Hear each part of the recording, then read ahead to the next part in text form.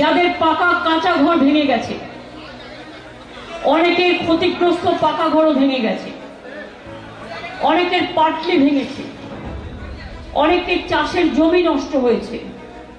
অনেকের দোকান নষ্ট হয়েছে, অনেকের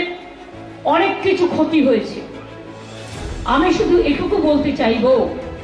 সাধারণ মানুষের কাছে এবং প্রেস মিডিয়ার কাছে আমার রিকোয়েস্ট থাকবে,